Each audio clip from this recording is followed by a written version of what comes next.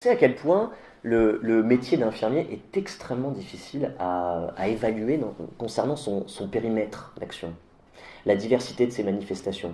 Il y a un socle de compétences, c'est une évidence, mais le socle de compétences, on sait tous qu'il ne dit pas tout.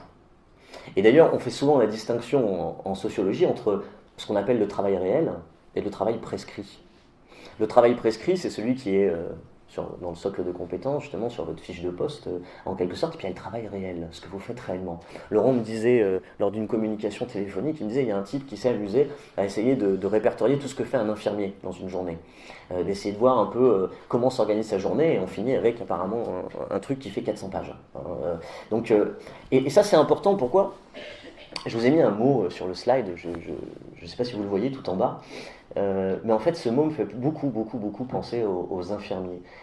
C'est sprezzatura. C'est un terme italien qui vient de la Renaissance.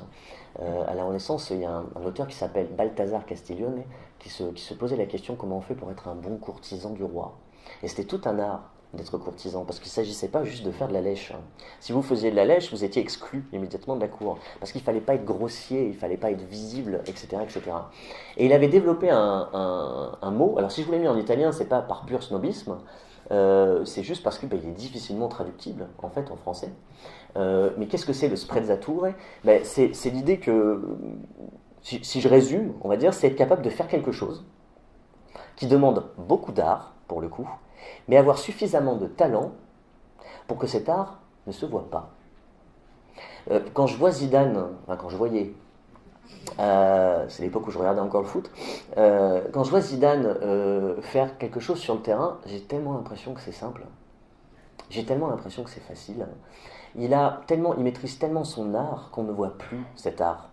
On a l'impression que c'est quelque chose d'évident, ce qui pousse beaucoup de gens à crier devant leur poste télé en disant mais si moi j'avais été, je l'aurais mis ce but, etc. Il arrivait à ce talent et à cette élégance où on ne voit plus la trace de l'art, là où il y a beaucoup d'art. Mais je crois que c'est exactement ce que fait l'infirmier et l'infirmière. En fait, ce que vous faites demande un haut niveau d'expertise. Je ne suis pas en train de vous faire de la... D'accord, en disant d'un coup ça. Mais ça demande un haut niveau d'expertise, mais ce haut niveau d'expertise, justement, vous êtes dans le relationnel. Et le génie du relationnel, c'est de faire en sorte que cet art ne soit pas visible. Mais c'est exactement ça le sprezzatura. C'est-à-dire faire en sorte que nos compétences, notre technique ne soient pas visibles. Alors vous remarquerez que c'est exactement l'inverse aujourd'hui. Par exemple, tous les métiers du relationnel, par exemple le commerce, font exactement l'inverse. Aujourd'hui, on est dans l'ère du process pur. C'est-à-dire on est dans l'ère des process qui sont totalement visibles comme process. Quand vous rentrez dans un... Moi je me fais la réflexion à chaque fois que je rentre dans un magasin.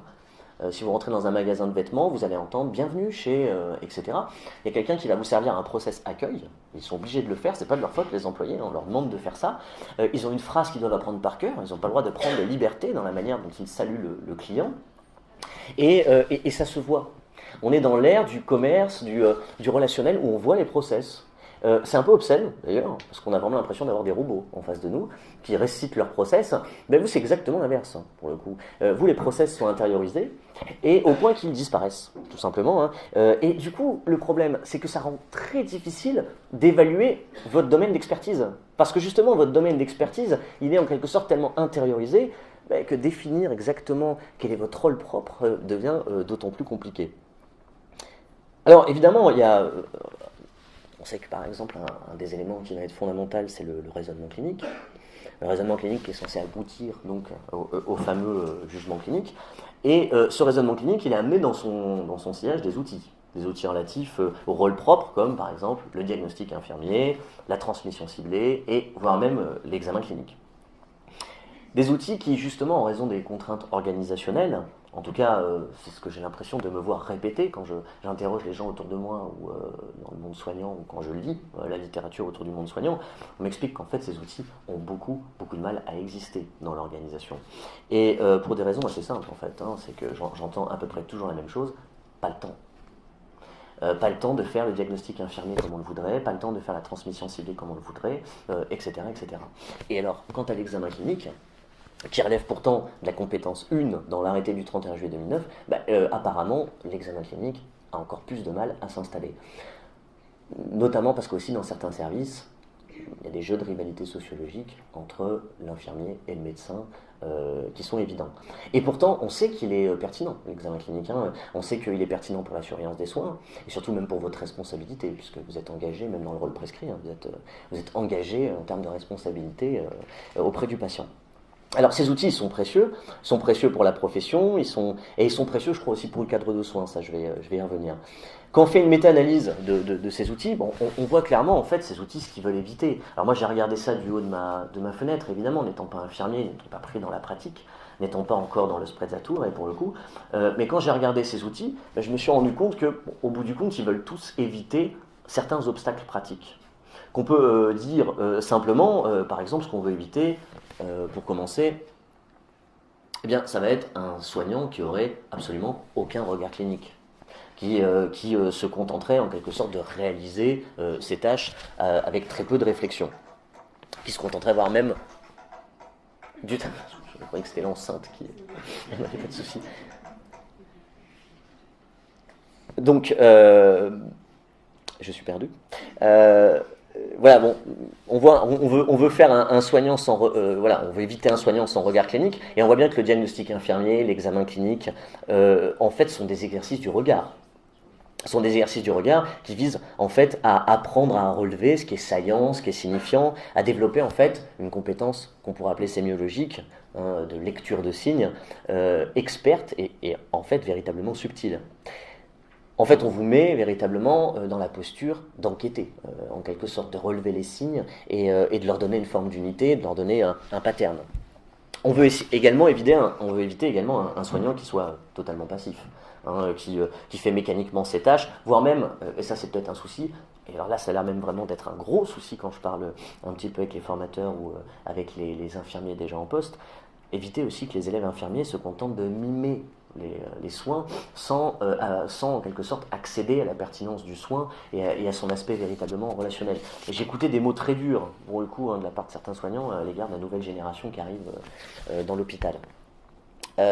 Et bon, évidemment, pour finir, parce que ça va être fastidieux sinon, mais on voit bien qu'on veut éviter un soignant qui se questionne pas du tout. En fait, un soignant qui s'étonne pas que les choses soient ce qu'elles sont. Un soignant qui comprend pas une chose qui est importante peut-être quand on est infirmier, c'est qu'il n'y a rien d'ordinaire dans l'ordinaire, pour le coup. Et on voit bien, Laurent me montrer certains nouveaux modèles comme le trifocal de Psiuk.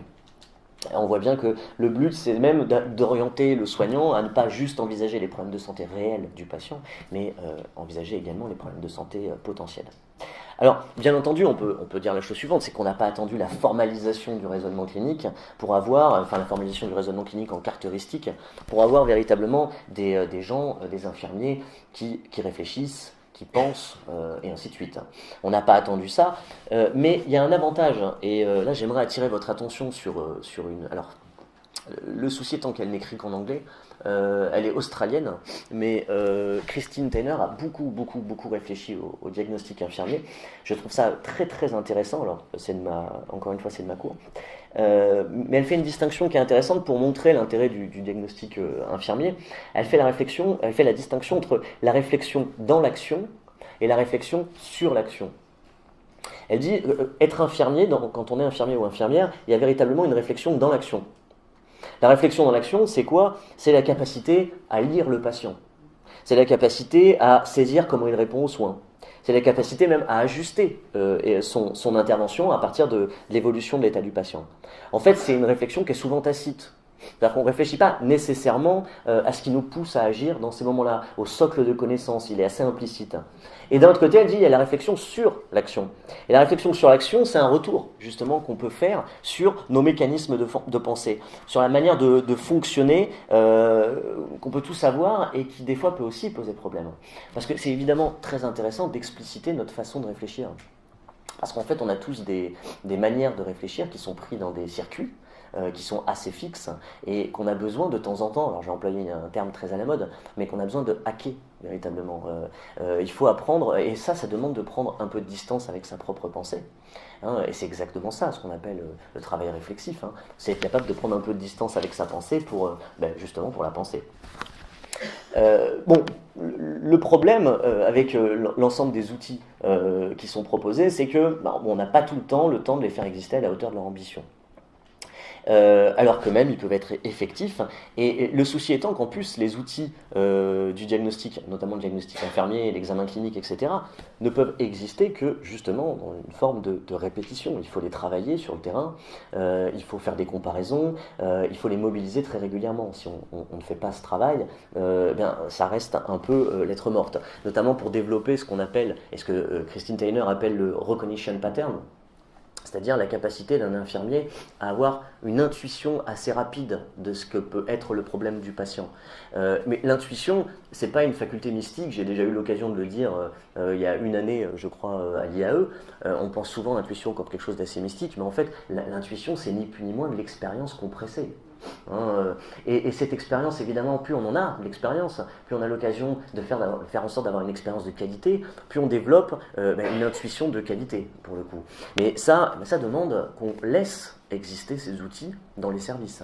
Ça demande la possibilité qu'on les laisse être pratiqués par les infirmiers, et le plus régulièrement, évidemment, possible. Ce qui, de toute évidence, n'est pas le cas.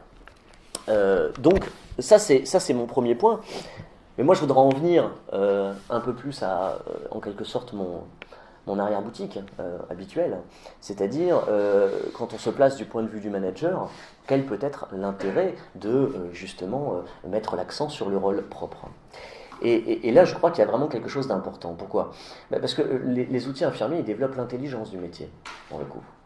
Et une tâche ne mobilise que si c'est une tâche intelligente. Ça paraît être un truisme de dire ça, ça paraît être évident, justement, mais c'est très très important de le rappeler. Je vous donne un exemple qui me semble très très parlant. J'ai lu ça il y a quelque temps dans un livre de Stone qui s'appelle Les clés de l'avenir, et il raconte une anecdote qu'il a échangée avec à l'époque le PDG du groupe Pernod Ricard, qui s'appelait Daniel Aymar. Et Daniel Aymar lui racontait l'anecdote suivante. Chez Ricard, il y a des chaînes d'embouteillage. Et sur ces chaînes d'embouteillage, il y a des personnes dont le travail, c'est de, on va dire, surveiller les défauts de fabrication. Le but, c'est de les surveiller, de les détecter, évidemment, et une fois qu'on les a détectés, d'arrêter la machine et d'appeler un technicien. Voilà à peu près le travail. Alors, vous vous doutez que ce n'est pas un travail très passionnant, pour le coup, puisqu'on passe concrètement sa journée assis devant une chaîne et on essaie de repérer des défauts, et dès qu'il y a un problème, on appuie juste sur un bouton pour appeler le technicien. Et Daniel Aymar dit quelque chose de très intéressant. Il dit, si on apprend aux opératrices, si on leur apprend à réparer 20% des pannes, juste 20% des pannes, eh bien, le taux de non-détection chute de 50%. C'est-à-dire qu'à partir du moment en fait, où la tâche a du sens, à partir du moment où elle est intelligente, eh bien la tâche, elle, mobilise, pour le coup. Et je crois que ça, c'est vraiment un truc qu'on doit prendre en compte, notamment aujourd'hui, parce que le paradoxe, c'est qu'on est vraiment dans une époque où les gens veulent un boulot qui ait du sens, mais on est dans une époque où les métiers ont de moins en moins de sens, pris par l'accélération des organisations, notamment. Parce qu'évidemment, plus ça va vite, moins les choses ont de sens. Ça, c'est une évidence. J'ai vu récemment, et j'avais l'occasion d'en parler il y a quelques mois à Arnozan, j'ai vu récemment une entreprise américaine qui s'appelle Vacate Vocation. Je vous ai mis le petit truc en haut. Et alors, c'est une entreprise, alors elle n'existe pas encore en France, mais en fait, c'est une entreprise qui vous propose, sur votre temps de congé, d'aller travailler. Mais d'aller travailler, d'aller essayer un nouveau travail. De passer une semaine, 2 semaines à essayer un nouveau travail. C'est un carton. Ça marche super bien, alors peut-être que vous avez envie de profiter de vos vacances, vous, c'est une possibilité aussi. Mais ce qui est intéressant, c'est que ça nous dit quelque chose, parce qu'en économie, on a tendance à considérer que le travail, c'est ce qu'on appelle une désutilité. Une désutilité, c'est-à-dire on travaille parce qu'il faut manger, parce qu'il faut acheter des choses, etc. Et là, ça nous montre exactement l'inverse. Ça nous montre que les gens sont en quête de sens, véritablement, dans le monde professionnel. Mais encore faut-il que leur métier leur permette ça. Les gens veulent en principe du sens, ils veulent quelque chose qui les motive, et c'est l'intelligence de la tâche qui les motive. Il ne faut pas aller chercher plus loin, et je vais essayer vraiment de le montrer, ça, pour montrer que ce n'est pas juste un discours comme ça abstrait. Et surtout, ce que je veux ici montrer, c'est que si on est vraiment dans la posture du leadership, et qu'on cherche à mobiliser les énergies, puisque c'est vraiment censé être la posture du leader, et qu'on ne veut pas se contenter d'être un manager, justement, qui, au sens de ce qu'on appelle l'hyper-management, vous savez, avec des process qu'on contrôle, qu'on planifie, etc., eh bien, je crois qu'il faut en revenir au rôle propre. justement. Je crois qu'il faut en revenir à l'intelligence du métier d'infirmier. Et je crois que c'est comme ça qu'on peut véritablement mobiliser. Alors, c'est là-dessus que j'aimerais appuyer ma deuxième partie.